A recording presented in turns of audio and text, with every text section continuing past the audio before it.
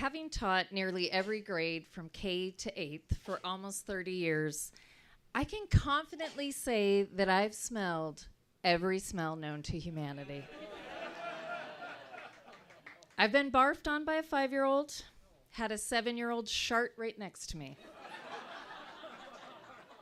I know which kids come from households that smoke. Homework papers absorb cigarette odors, staining the paper like the yellowed teeth in a denture commercial. Moldy sandwiches and rotten fruit odors constantly emanate from backpacks. And if my gas math is correct, 151 students times 10 to 20 farts times 5 days a week times 180 school days. Well, I don't teach math, so let's just say that's a shit ton of fart stench I've inhaled over the years. But now, for the last 3 years, there's been a smell like no other. On my campus, in my hallway, an odor wafts from the drain grate, the sewage drain, and the grassy area that seems to be sinking into the ground like the upside-down world from Stranger Things. The place I've named the Stench Trench. If this smell were a color, it would be 2 parts olive green and 1 part puce. This smell would be the sound of sharpened nails on a chalkboard. If this smell were a car, it would be a 1973 Ford Pinto. If this smell had a name, it would be Donald.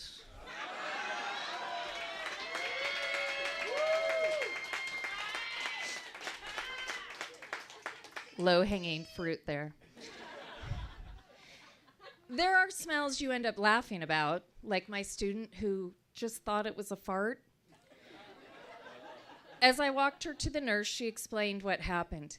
You know, when you have a fart near your bottom and you have to push it out, well, it turns out it was a poo. When I called her mom to let her know about her daughter's accident, she was mortified and blurted out, "Oh God, she sharted." Her mom even mentioned the shart in her end of the year thank you card.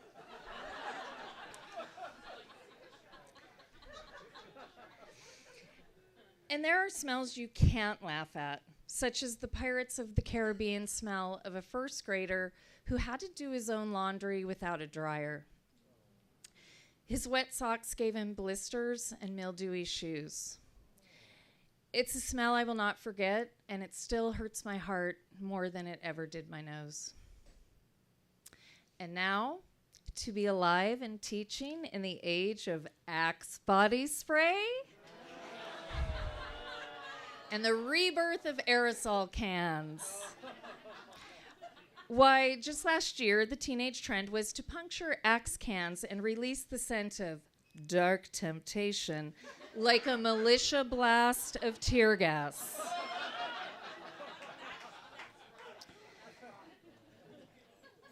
But never in my life have I experienced a prolonged, intense smell like the stench trench. Never in my life have I feared what I was breathing in. It wasn't long after I first set foot on campus 4 years ago that I was hit with the stench. One afternoon, I opened my door to monitor the hallway, and there it was, infiltrating my nose and throat. "What is that smell?" I asked my friend next door. "Oh, that's the smell. It's been here for years." "Really?" "Yeah, every year they say they'll get to the bottom of it, but it's been like 20 years. 20 years. Everyone who is taught at this school or knows someone who is taught at this school is familiar with the smell. The second biggest mystery after the source of the smell is how students and parents have not complained about the smell to the point of taking action. If teachers complain, we're accused of being negative or burned out. If parents complain, administration has to listen. But this is a middle school campus. Parents aren't present. Being a parent of teenagers myself, I know the answer to the question, how was school? Boring.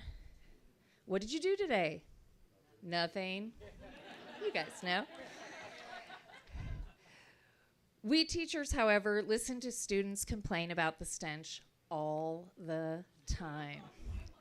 Why does hallway smell like shit? Who took a dump in the hallway? Bro, you dropping ass here? When my hallway colleagues and I complained 3 years ago, the district office sent a guy in a suit to shake our hands and reassure us that they were looking into it. The man in the suit never came back. From then on, we were told that the problem would be addressed during the next vacation break. It wasn't. And the stench was growing in strength and frequency. While it wasn't present every day, a pattern emerged. Mondays, you might catch a whiff in the afternoons. Tuesdays, it would creep in by 1 o'clock. Wednesdays through Fridays, sometimes you'd smell it all day. After it rains, most definitely. The smell began causing headaches. Our eyes would water, noses and throats tingling with a burning sensation. Some days, it would linger in my nose as I drove home. This was serious. So, we did what teachers always do. Number 1, complain amongst ourselves. And number 2, make a shared Google Doc.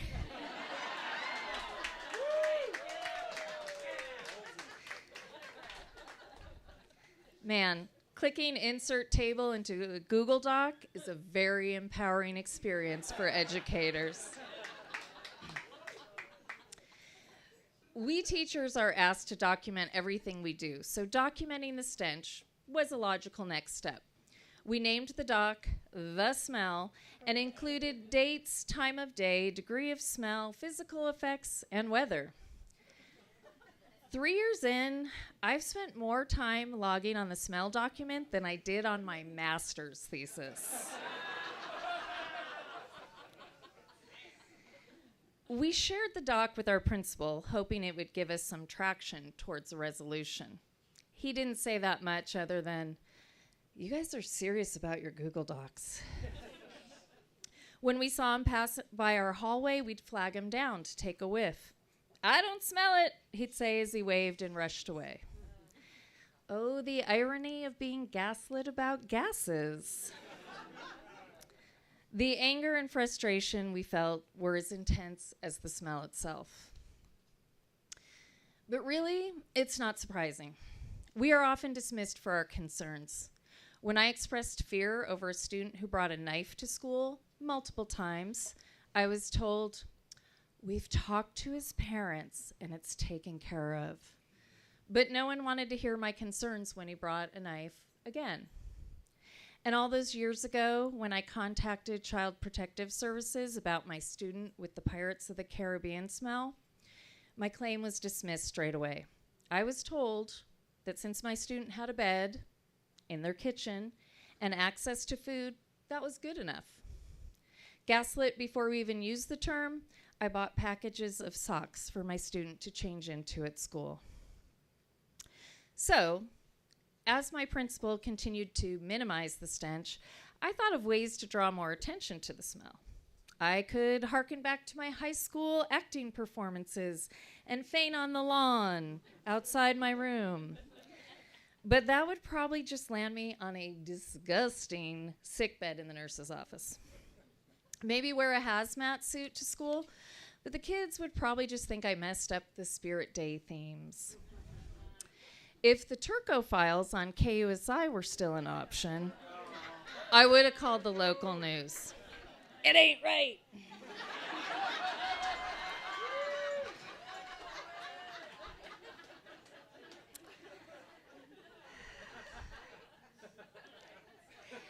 Year 2 continued with the Google Doc in action from day 1. Our entries doubled as the smell was more prominent. As we were building up to new construction on campus, we were told to hang tight, just wait for the summer construction. It'll all be resolved. Another year of waiting, smelling, suffering, and documenting. This past year, we returned to the nearly finished construction of a new office building for the administration. No improvements for students or teachers. And the stench. Our principal said they did everything they could, but found nothing. Incredulously, we stated the stench was still there. Keep documenting it, he said with no further support. 3 months later, he took a job at another school. Something the rest of us can't easily do. When we shared the document with our new principal in January, he told us he was informed about the smell when he was hired. We also shared the Google Doc with our union president, the assistant principals, and the district head of physical plants. It took until late May for officials to contact an environmental testing agency. Finally, some experts who could provide answers.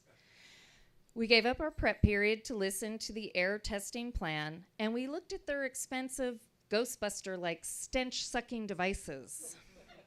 We described our symptoms, the headaches, watery eyes, burning noses and throats. We explained that new health concerns emerged as some teachers were now being treated for respiratory illnesses. One teacher bought her own mold testing kit for her classroom. We requested prior testing and construction records. We asked about H2S, a toxic natural gas that poses many health hazards. We had done our homework. The Ghostbuster gas men listened and nodded. We emphasized that the smell is worse in the afternoons, which is when they should collect samples. They assured us they would be there all day. They left for lunch and did not return. But the smell did in the afternoon, just like we had said. A day later, we received an email with the results. Every smell and particulate they tested for was within the normal range. And now, any action or inaction would have to wait for the next school year to begin. While the stench physically sickens me, it's the underlying belief that I am expendable that wafts through my core. We have tangible, visible problems on campus that are not addressed. Crumbling walls, inadequate classroom supplies, and physical fights among students. So why would they try to solve a problem they can't see when they don't address the ones they can? My nose must not know enough for action to be taken. My health does not matter. I will be back on campus in a few days, and so will the stench. I will hold my breath, but not my tongue. We will start this year's Google Doc. We will be vigilant and demand action. So, I guess I have more in common with this stench than I ever thought possible. We are both invisible. We are both persistent. And neither one of us is going away anytime soon. Put your hands together for Kate McGovern.